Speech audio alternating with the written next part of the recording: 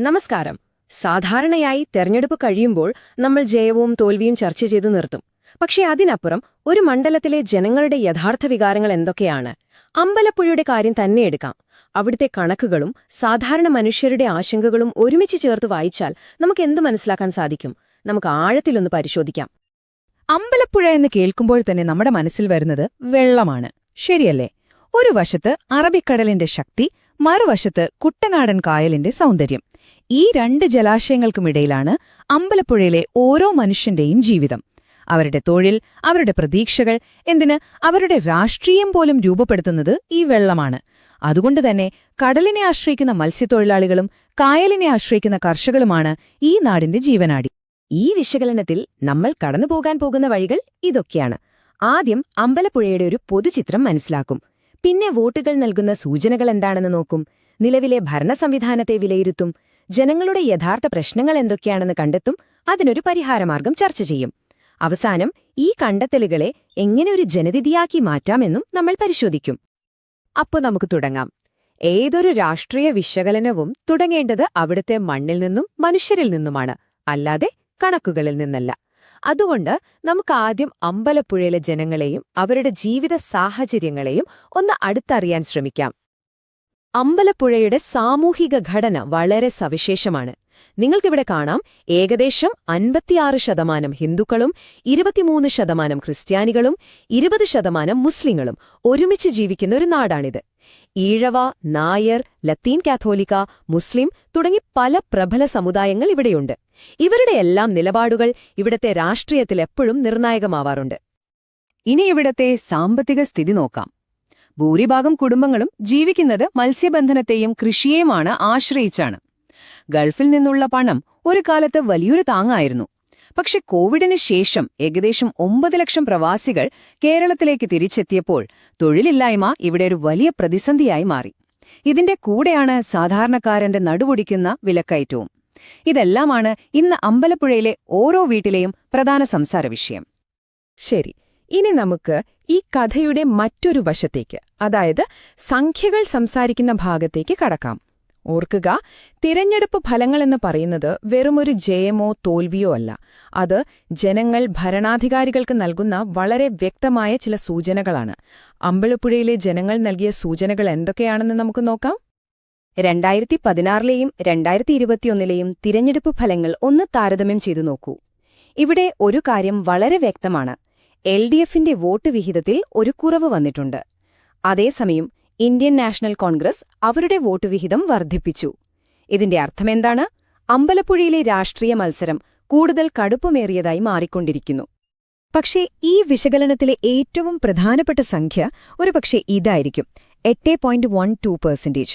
2016 LDFന്റെ ഭൂരിപക്ഷം ഏകദേശം 17%. എന്നാൽ 2021 അത് നേരെ പകുതിയായി കുറഞ്ഞു.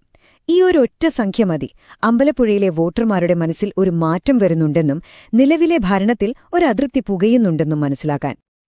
അതോടൊപ്പം തന്നെ ഇവിടെ മറ്റൊരു വലിയ മാറ്റവും സംഭവിക്കുന്നുണ്ട്. BJPയുടെ വോട്ട് വിഹിതം നോക്കൂ.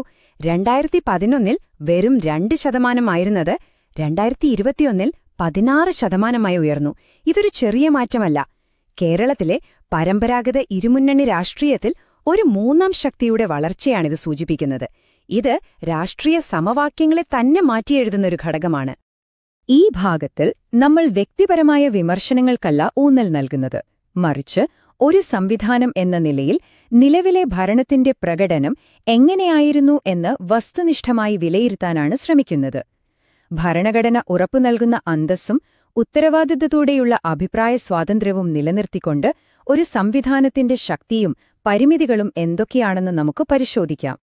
നിലവിലെ ഭരണസംവിധാനത്തിന്റെ ഏറ്റവും വലിയ കരുത്ത് അതിന്റെ ശക്തമായ പാർട്ടി ശൃംഖല തന്നെയാണ്. കുടിവെള്ളം പോലുള്ള പ്രാദേശിക വിഷയങ്ങളിൽ നടത്തുന്ന ഇടപെടലുകളും തീരദേശ പ്രശ്നങ്ങളിലെടുക്കുന്ന നിലപാടുകളും തീർച്ചയായും അനുകൂല ഘടകങ്ങളാണ്. പക്ഷേ മറുവശത്ത് നോക്കിയാൽ പാർട്ടിയിലെ തന്നെ വിഭാഗീയതകൾ ഒരു വെല്ലുവിളിയാണ്. അതിലുപരി വർഷങ്ങളായി പരിഹരിക്കപ്പെടാതെ കിടക്കുന്ന റോഡ്, കുടിവെള്ളം പോലുള്ള അടിസ്ഥാന സൗകര്യ പ്രശ്നങ്ങൾ ഭരണത്തിന്റെ ഒരു വലിയ പോരായ്മയായിട്ടാണ് ജനങ്ങൾ കാണുന്നത്. ഇനി നമുക്ക് ജനങ്ങളുടെ യഥാർത്ഥ പ്രശ്നങ്ങളിലേക്ക് വരാം. സർക്കാർ നൽകുന്ന വാഗ്ദാനങ്ങളും ജനങ്ങളുടെ ദൈനംദിന അനുഭവങ്ങളും തമ്മിൽ എവിടെയാണ് പൊരുത്തക്കേടുകളുണ്ടാകുന്നത്? ഈ ഉരസലുകളാണ് യഥാർത്ഥ പരാതികളായി മാറുന്നത്. അമ്പലപ്പുഴയിലെ അത്തരം 5 പ്രധാന പ്രശ്നങ്ങൾ ഏതൊക്കെയാണെന്ന് നമുക്ക് നോക്കാം. ഇതിലേറ്റവും പ്രധാനപ്പെട്ടത് പുരക്കാട് പഞ്ചായത്തിലെ കുടിവെള്ള പ്രശ്നമാണ്. അവിടുത്തെ ജനങ്ങൾ അനുഭവിക്കുന്ന ദുരിതം വളരെ വലുതാണ്. ഇപ്പോൾ കിട്ടുന്ന വെള്ളത്തിന് യാതൊരു ഗുണനിലവാരവുമില്ല. ഒരു പുതിയ പൈപ്പ് ലൈൻ എന്നവരുടെ ആവശ്യം വർഷങ്ങളായി നടപ്പായിട്ടില്ല. ഇത് ഭരണസംവിധാനത്തിന്റെ ഒരു പ്രധാന പരാജയമായിട്ടാണ് അവിടുത്തെ ജനങ്ങൾ കാണുന്നത്. ഈ പ്രശ്നം പുറക്കാട് മാത്രമല്ല, അമ്പലപ്പുഴ സൗത്ത്, നോർത്ത് പഞ്ചായത്തുകളിലും സ്ഥിതി വ്യത്യസ്തമല്ല.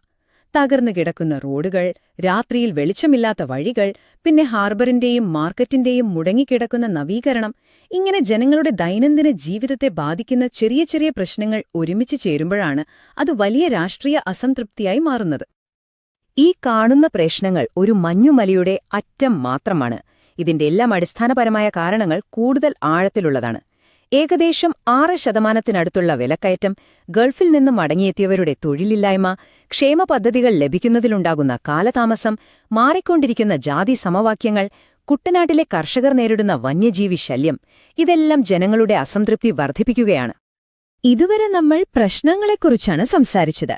പ്രശ്നങ്ങൾ തിരിച്ചറിയുന്നത് ആദ്യപടി മാത്രമാണ്. ഇനി വേണ്ടത് അതിനൊരു പരിഹാരമാണ്.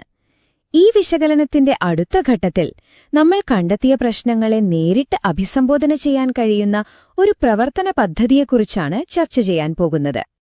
ഒരു വിജയകരമായ രാഷ്ട്രീയ ബദൽ എങ്ങനെ കെട്ടിപ്പടുക്കാം? അതിന് 4 പ്രധാന ഘടകങ്ങൾ ആവശ്യമാണ്. ഒന്നാമതായി, ഭരണത്തിന്റെ വീഴ്ചകളെ കൃത്യമായി ജനങ്ങൾക്ക് മുന്നിൽ തുറന്നുകാട്ടുക. രണ്ടാമതായി, തങ്ങൾ വന്നാൽ സ്ഥിരതയുള്ള ഒരു ഭരണം നൽകുമെന്ന് ഉറപ്പു നൽകുക. മൂന്നാമതായി, തൊഴിലില്ലായ്മ പോലുള്ള പ്രശ്നങ്ങൾ പരിഹരിക്കാൻ പുതിയ ആശയങ്ങൾ മുന്നോട്ടുവയ്ക്കുക. നാലാമതായി, സമൂഹത്തിലെ ദുർബലരായ വിഭാഗങ്ങൾക്ക് സംരക്ഷണം ഉറപ്പുവരുത്തുക. ആക്രമണം, സ്ഥിരത, നൂതനാശയം, സംരക്ഷണം, ഈ 4 തൂണുകളിലാണ് ഒരു പുതിയ രാഷ്ട്രീയ ബദൽ പടുത്തുയർത്തേണ്ടത്. വെറും വാഗ്ദാനങ്ങൾ കൊണ്ട് മാത്രം കാര്യമില്ല. ജനങ്ങൾ ഏറ്റവും കൂടുതൽ ബുദ്ധിമുട്ടുന്ന 3 കാര്യങ്ങളിൽ കൃത്യമായ, സമയബന്ധിതമായ പദ്ധതികൾ അവതരിപ്പിക്കണം. 1.